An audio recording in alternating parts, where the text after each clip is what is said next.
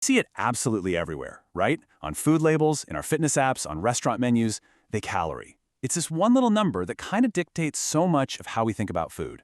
But what if that number isn't the whole story? Not even close. Let's dive in and find out what's really hiding behind it.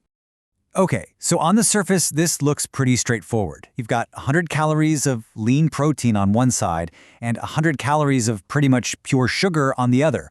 The number is identical, but I mean, just look at them. Our common sense is screaming that they're completely different things. And that really brings us to the core question of this whole explainer. Does your body actually care that the number's the same? Does it treat these two things equally? Well, spoiler alert, the answer is a big fat no. And the reason why is fascinating. So to figure this out, we've got to start by tackling one of the biggest myths in all of nutrition. This idea that once they're inside our bodies, all calories are created equal. You've heard this a million times, I'm sure. And, from a pure physics standpoint, it's true. A calorie is just a unit of energy. That's it. But here's the thing. Your body isn't a simple furnace. It's this incredibly complex biological factory, and it handles different raw materials in very, very different ways. So our first big clue in solving this mystery is something called the thermic effect of food, or TEF. The easiest way to think about it is like a metabolic tax. Every time you eat, your body has to spend a little bit of energy just to break that food down and use it. But, and this is key, that tax rate is not the same for everything you eat. And this is where it gets really interesting. Just look at how huge the difference is. For protein, your body torches a whopping 20 to 30% of its calories just in the process of digestion. Now, compare that to carbs, which are only taxed at about 5 to 10%. And then there's fat, which is so easy for our bodies to process that the tax is almost nothing, like 0 to 3%. It's a massive difference. So what does this actually mean? It means that those 100 calories from chicken breast don't give you 100 usable calories.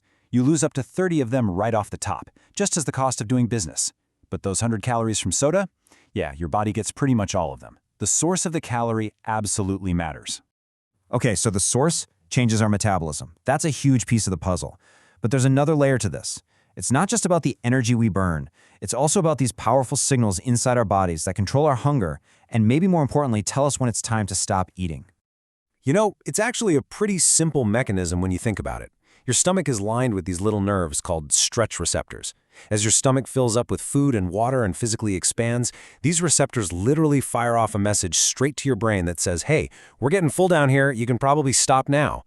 And this, right here, is the perfect example of that in action. For 500 calories, you could have a few handfuls of potato chips. They're super dense and take up almost no physical space in your stomach, so those stretch receptors barely even notice. Or, for the same 500 calories, you could eat pounds and pounds of watermelon. The sheer volume is enormous. You would feel totally stuffed long before you could ever finish it. This is the science of satiety, or feeling full. And it really just boils down to a simple concept called caloric density, which is just a fancy way of saying how many calories are packed into a certain amount of food. Foods that are high in water and fiber, like that watermelon, have a super low caloric density. They let you fill up your stomach and trigger those I'm full signals for way, way fewer calories. All right, so we get it. Our bodies treat calories differently based on where they come from and how much space they take up. But have you ever really stopped and wondered, where did that number on the nutrition label even come from in the first place? Because let me tell you, the origin story is way wilder than you think.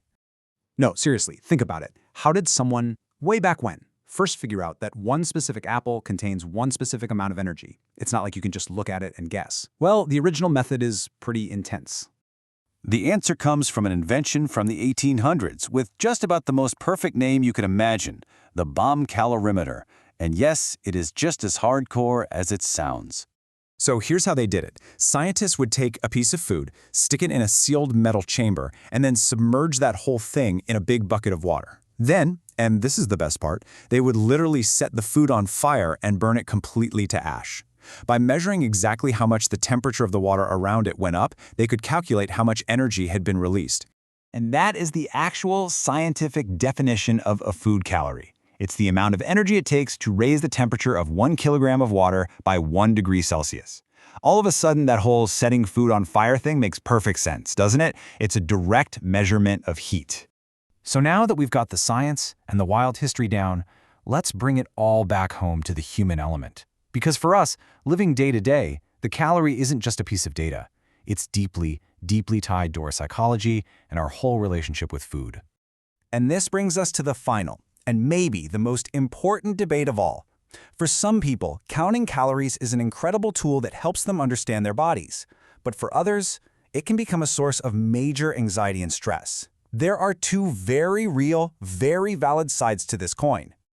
The argument for tracking is that it gives you data. It's kind of like having a financial budget, but for your body. And for some, having that information creates a sense of control and even freedom.